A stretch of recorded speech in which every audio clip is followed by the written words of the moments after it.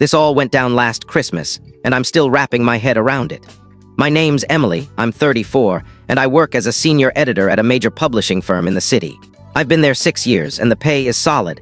Enough to buy my own place 3 years ago, drive a nice car, and travel abroad a few times a year.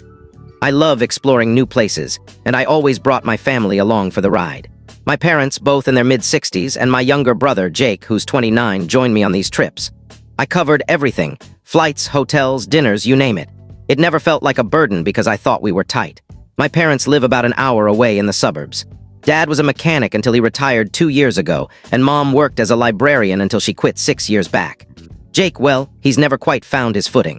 He's bounced between jobs, bartender, freelance photographer, odd gigs here and there, and often needed a little cash to get by.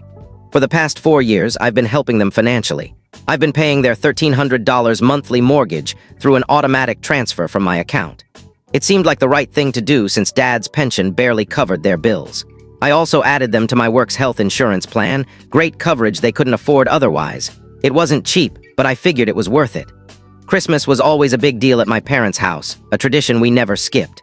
So I went all out shopping for gifts. I got Dad a high-end fishing rod he'd been eyeing, Mom a gorgeous necklace and earring set, and Jake a sleek leather jacket he'd been raving about online. I packed the gifts into my car and drove over, excited for the day. When I pulled up, the driveway and street were packed with cars, more than usual. I spotted my Aunt Susan's minivan, Uncle Tom's sedan, and my cousin's vehicles. Apparently, they'd invited the extended family without telling me. Odd, but I brushed it off. I grabbed the gift bags and headed to the door, hearing chatter and laughter inside. I knocked. Mom answered, but her face was stone cold, not her usual warm smile. She didn't move to let me in. "Hey, Mom, Merry Christmas," I said, holding up the bags. "I've got everyone's gifts." "Looks like a full house." She just stood there, blocking the doorway, staring at me like I was a stranger. "Emily," she said, her voice sharp, "you need to go." I blinked, confused. "What, Mom? It's Christmas." "What's going on?" "You're not welcome here," she said, loud enough for everyone inside to hear. "You're a freeloader, and we don't want freeloaders at our family gathering. Get out." It felt like the air had been sucked out of me. I glanced past her and saw Jake in the living room, snickering. Dad was behind him, chuckling too.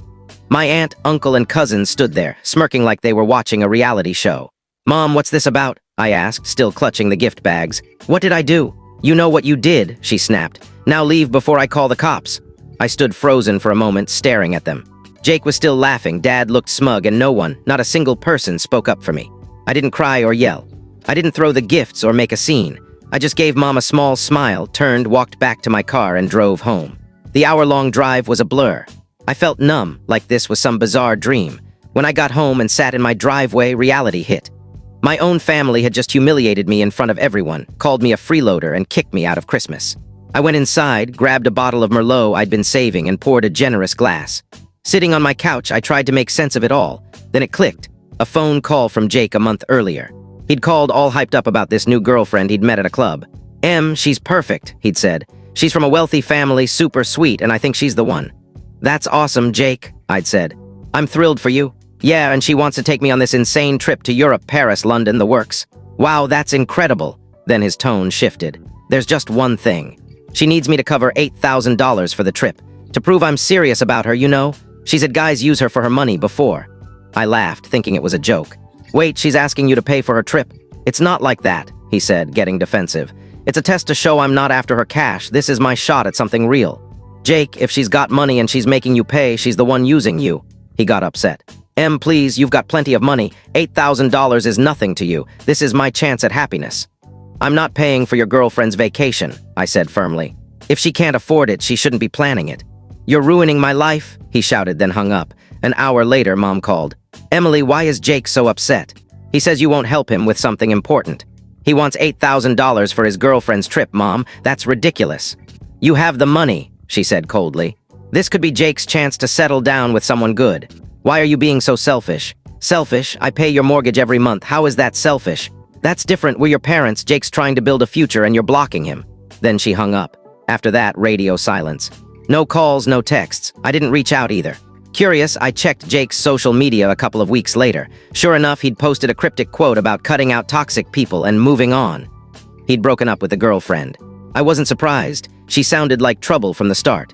Back to Christmas night, sitting on my couch with my wine, it all started adding up. For 4 years, I'd been propping up my family. The mortgage, $1,300 a month every month, no questions asked. Jake's constant requests for small loans, $150 for rent, $250 for car repairs, maybe $200 a month on average. The health insurance, $350 extra monthly to cover them all. That's $1,800 a month, over $21,000 a year, and they called me a freeloader. The more I thought about it, the angrier I got, not the yelling kind, but the cold, clear kind. I decided to wait until after the holidays to act. No need to look impulsive. I spent Christmas evening reading manuscripts, sipping wine, and enjoying the quiet. It was the first Christmas in years where no one asked me for anything. It felt freeing. The week between Christmas and New Year's was refreshing. I hung out with friends, Amy and Rachel, caught up on work and savored the peace of my home. When I told Amy and Rachel what happened, they were floored. "They called you a freeloader?" Amy said, nearly spilling her drink. "After all you've done?" I didn't share every detail, but they got the gist. Both urged me to cut ties, but I said I was still figuring it out. By January 3rd, I was ready. I sat down with my coffee, laptop, and phone. First, I logged into my bank account and found the $1,300 monthly mortgage transfer. I clicked cancel. Done. A wave of relief hit me, mixed with a twinge of nerves. I changed my banking password and security questions, remembering I'd once given Mom and Dad access for an emergency transfer. Jake had used my debit card last year too, so I changed the PIN. No more shared access. Next, I called my insurance provider. After a short hold, I told the rep, I need to remove some dependents from my plan.